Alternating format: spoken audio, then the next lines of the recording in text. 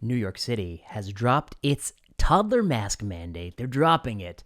And the USA has announced that they're dropping the testing requirement for international travelers to return back to the States. And that's going into effect Sunday.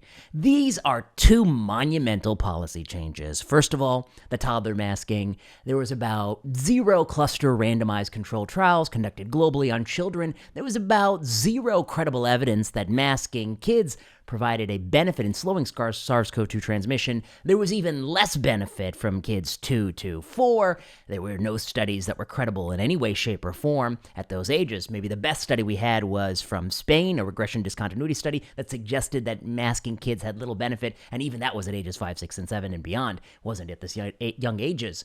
The World Health Organization advised against doing it, and the Americans, with the CDC and the AAP, basically made one of the worst calls ever and decided to endorse something that had no data and simultaneously not to actually run credible studies so that we would live in ignorance for another 100 years and turn a scientific issue into a political issue.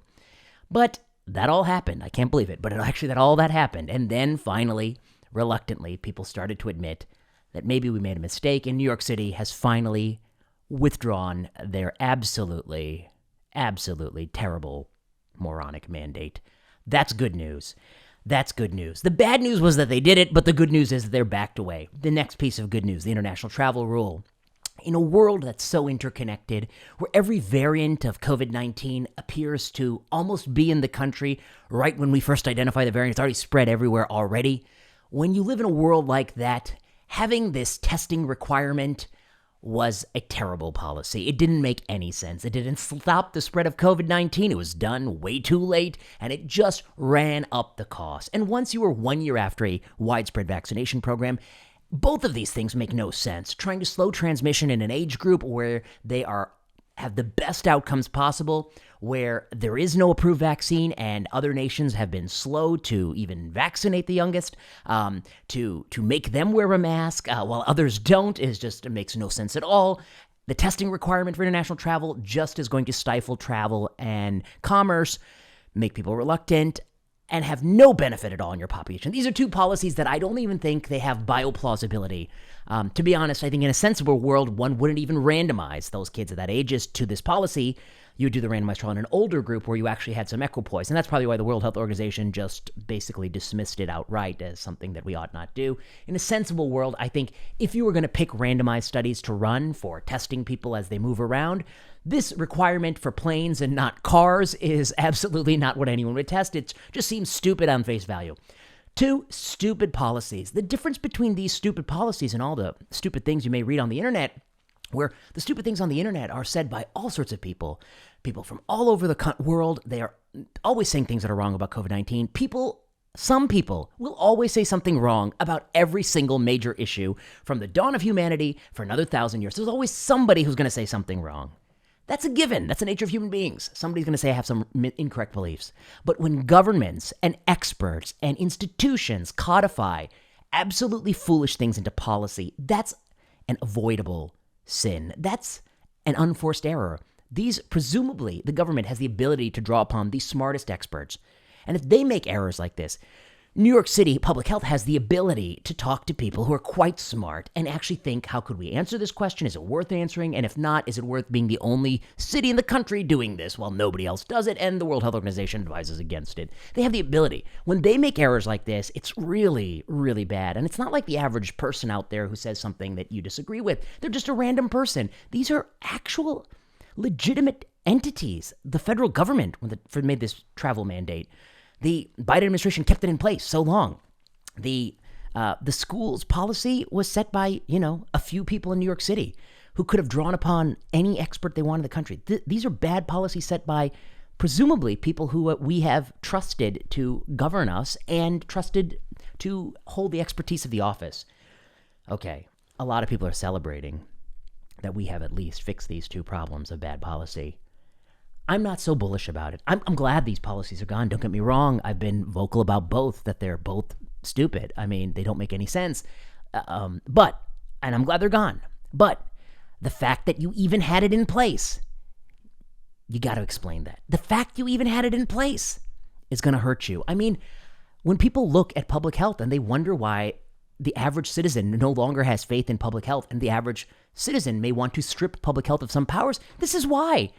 When you're trusted to make policy, you can't make policy in a sensible way. You ran 0 cluster randomized trials in the United States for non-pharmacologic interventions in the whole pandemic. Why would anyone trust a scientific agency that believes 0 is the right number of cluster randomized control trials in a pandemic? How can you trust? I mean, that's not a scientific agency. That's an agency that is choosing to operate on insufficient evidence, choosing to do that over and over again, year after year, choosing to prioritize what the wind of politicians and public sentiment thinks and not what science says. And these entities, at least insofar as this, they don't deserve power, honestly. And I guess I'm on the side of people who think they should strip of power. How would I like to rehabilitate it? I think there needs to be laws in place that if public health is going to debut interventions, public health has an obligation to run a cluster randomized trial within 3 months to show those interventions work. And if public health cannot demonstrate positive cluster RCT data that clears peer review publications in 3 months, all of those interventions must be rescinded. That's a good compromise between giving you some flexibility, but also forcing you to generate evidence. And it's a very strict rule. You can pick a different month, 2 months, 6 months. I think this needs to be codified in law and statute. I think that absolutely has to happen. I think that all of these rules and policies show what happens when politicians and groupthink scientists who have strong political valence get together. This is what you get. You don't get a scientific pursuit. You get this kind of haphazard thing. There's the old quote by Winston Churchill: you can always count on the Americans to do the right thing after they have tried everything else. Well, Americans are finally doing the right thing. They've tried everything else here. The one thing they never tried was actually trying to figure out if any of these things actually helped or hurt. The strong opinions by scientists in the absence of data, I think, are wrong. Now, of course, I have a strong opinion here that it's very unlikely to succeed, but I don't have a strong opinion at all ages and for all masks and, I don't know that they don't work for sure under every circumstance. I just know that most of the ways they've been implemented have evidence that strongly suggests it didn't do that much as implemented, which was mostly cloth mask mandates, mostly implemented in haphazard ways. And the next point I want to make is I'm also confident that once you debut a mass vaccination campaign and you've vaccinated everyone and you see that the vaccine does not eliminate breakthrough infection, you're going to be in a situation where total spread is inevitable, as we see now from highly transmissible variants and declining vaccine effectiveness.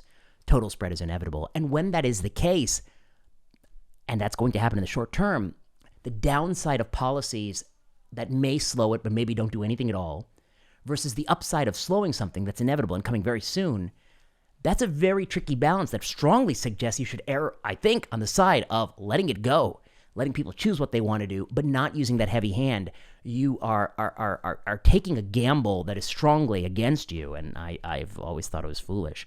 I can't imagine why they continue to do it. Don't make much sense. So those are my thoughts on this important issue. I'm glad to see bad COVID policy fall, but I'm disappointed that it's falling without credible evidence being generated, and as such, it has the possibility that these can be returned.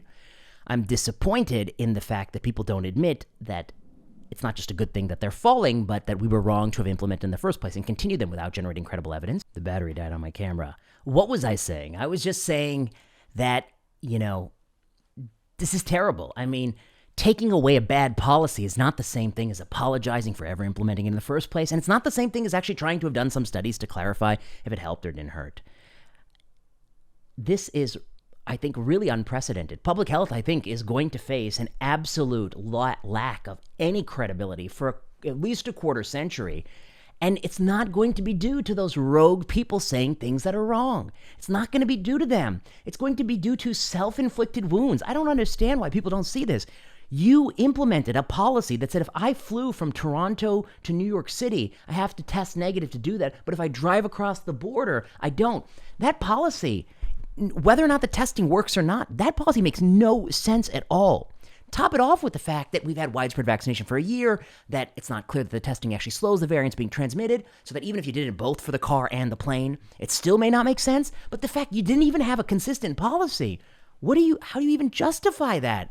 How can you look in the mirror and think that makes sense? How can anyone in New York City actually look in the mirror and think it makes sense that every single person at high risk of the virus, they don't got any mandates. But it's those toddlers, 2 to 4, that have a selective cloth mask mandate for them, and that you see daycares where they're wearing it outside in the summer heat. How can anyone look at that policy and think that's a good policy? That's a terrible policy.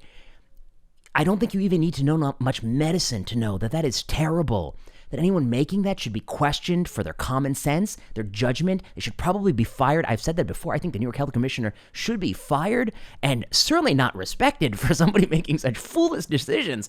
Just burning whatever public credibility you have, burning it like a bonfire, and then to withdraw it. I see that they've declared success, like the policy worked, like a mission accomplished poster right across the top. They declared success. Okay, let's see how that goes for you.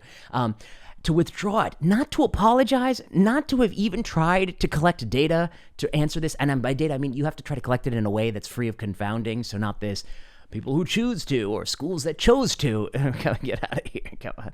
That's a confounded analysis. You need to have some type of unconfounded analysis, some randomization, please, or some staggered implementation or natural experiment, something like that. Come on, don't play around with me. You should also be smart enough to know trial design. I mean, you should also be smart enough to know the history of cluster randomized trials. If you don't know the history of cluster randomized trials, why are you the public health commissioner of this major metropolitan city? Are we living in a country where they're really picking the most qualified people for these jobs? I really struggle to think that that could possibly be the case if this is the policy that's being generated. And then for the administration that puts out so much bad policy, misinformation, she's just retweeting some blog post riddled with errors. For that administration to simultaneously say that the problem in the world is misinformation and we need to go police it, it just boggles the mind. I was like, at least get your house in order first and stop contributing to misinformation before you start alleging that other people are committing it and before you start trying to police it, which is something that I really don't think you're going to do a good job of, because you can't even police the misinformation in your own briefings, okay? You can't even police the misinformation in your own policy. You think you can go police it in the world? And again, I just come back to the fact that in all of human civilizations, there will always be some people who don't know as well as others, and they're always going to be saying something. In every direction you can ever imagine on any policy issue, somebody's going to be wrong. They're going to be too pessimistic about vaccines or too bullish about it, or, somebody's going to be wrong about everything in every direction you can imagine. You can never control the random person out there, okay? What you can control are institutions, experts, governments. They must be held to a higher standard than rando YouTuber or blogger or even podcaster. You must hold institutions to higher standards, and we have not. So by them withdrawing these two things, thank goodness they did it. Americans will always do the right thing after they've tried everything else. They've withdrawn it. That's good. But they need to also apologize and also need to have restrictions placed on them in the future. And I like a restriction that I think is very fair. It doesn't strip you of all your powers. It just makes you have to prove that what you're suggesting for any future problem works in a fixed period of time, 3 months typically. That's my number. You do a positive study, publish in a peer-reviewed journal in 3 months for what your practice does. It has to be a cluster randomized trial. We're not accepting quasi-experimental designs. We're not accepting observational studies. That's going to be codified. And if you do that, you can keep it. And if you don't do that, you can't. It goes. And you forfeit that. So I think that's fair. I'm a very fair person. I'm not trying to be unfair. So those are my thoughts here. This is it. I'm back a little bit out of oncology, into oncology. I'm a little bit all over the place, but I'll be back doing my oncology videos. But I just thought, big week, 2 big things.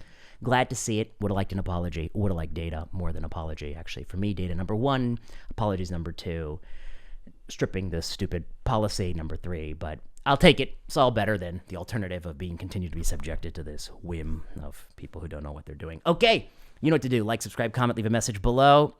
Until next time.